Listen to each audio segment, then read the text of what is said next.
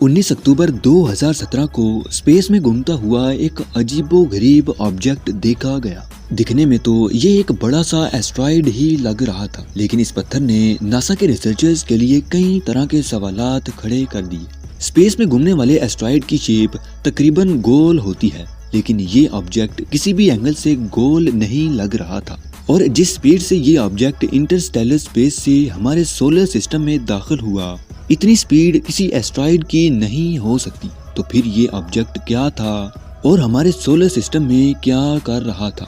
कहीं ये कोई एलियंस की स्पेस शिप तो नहीं थी।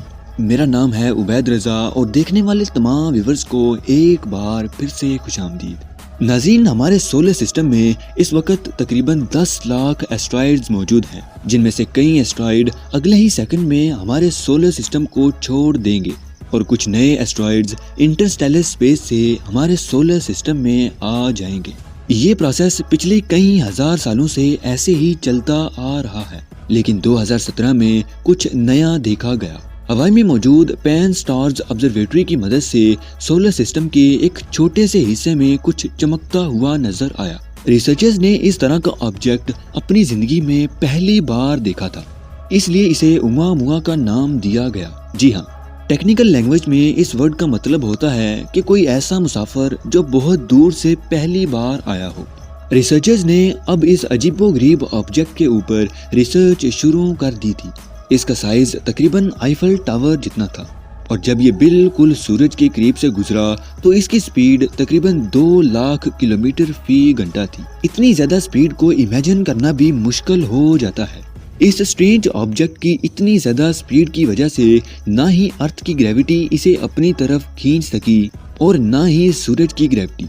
यहाँ एक बात तो बिल्कुल क्लियर हो चुकी थी कि ये ऑब्जेक्ट कोई एस्ट्रॉइड नहीं है। अब रिसर्चर्स एक और बात का पता लगाना चाहते थे कि कहीं ये ऑब्जेक्ट कोई कॉमेट तो नहीं। कॉमेट स्पेस में घूमने वाले ऐसे ऑब्जेक्ट को कहते हैं जो पत्थर, डस्ट और फ्रोजन गैसेस की वजह से बनता है। और कॉमेट को इतनी ज्यादा स्पीड पकड़ने के लिए किसी फ्यूल की भी जरूरत नहीं होती, क्योंकि उसके पास पहले से ही फ्रोजन गैसेस की सूरत में ढेर सारा फ्यूल होता है। लेकिन यहाँ हैरानी की बात तो ये है कि किसी भी कॉमेट का साइज इतना बड़ा नहीं होता और उसकी शक्ल भी तकरीबन एस्ट्रॉइड की तरह गोल ही होती है। और जब वो इतनी ज्यादा स्पीड पकड़ लेता है तो पीछे की तरफ उसकी एक टेल बनना शुरू हो जाती है। लेकिन स्पेस के छोटे से हिस्से में नजर आने वाला ये अजीबोगरीब ऑब्जेक्ट ना ही कोई एस्ट्रॉइड था और ना ही कॉमेट। कुछ बिलीवर्स का तो ये भी मानना था कि ये ऑब्जेक्ट एलियंस का स्पेसक्राफ्ट या किसी एक्स्ट्रा टेरेस्ट्रियल वर्ल्ड का कोई प्रोब हो सकता है जो हमारे सोलर सिस्टम को विजिट करने आया हुआ है।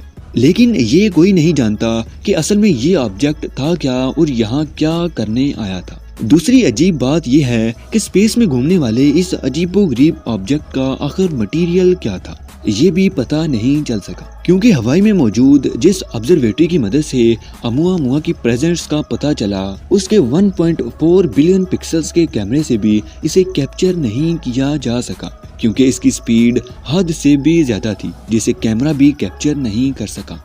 लेकिन रिसर्चर्स अब इस बात के पीछे पड़ चुके थे कि ये ऑब्जेक्ट हमारे सोलर सिस्टम में आया कहां से और इतनी ज्यादा स्पीड के लिए इसका पावर सोर्स आखिर क्या था। हार्वर्ड यूनिवर्सिटी के एक प्रोफेसर अवी लोब का कहना था कि ये ऑब्जेक्ट एलियंस का स्पेस क्राफ्ट ही है जो कि लाइट सेल मेथड की मदद से इतना तेज सफर कर रहा था। प्रोफेसर का कहना था कि इसके ऊपर इंतहाई पावरफुल और एडवांस मिरर्स अटैच किए गए हैं जो सूरज की सरफेस से निकलने वाली रेडिएशंस के प्रेशर की वजह से ऑपरेट हो रहे थे और इसी वजह से स्पेस क्राफ्ट ने इतनी ज्यादा स्पीड पकड़ी हुई थी। लेकिन इस थ्योरी के मुतल्लिक कोई भी वाज़ेह एविडेंस नहीं मिल सका, जिसकी वजह से इसके ऊपर यकीन नहीं किया जा सकता। इसी तरह 2021 में एरिज़ोना स्टेट के 2 रिसर्चर्स ने एक और थ्योरी पेश की और शायद यही थ्योरी इस ऑब्जेक्ट के पीछे की असल हकीकत भी है। रिसर्चर्स का कहना था कि ये ऑब्जेक्ट एक आइसबर्ग है जो कि फ्रोजन नाइट्रोजन का बना हुआ था और दूर किसी गैलेक्सी से सफर करते हुए हमारे सोलर सिस्टम में आ पहुंचा। और जैसे जैसे फ्रोजन नाइट्रोजन गैस में तब्दील होती गई, उसी हिसाब से इसकी स्पीड भी बढ़ती चली गई।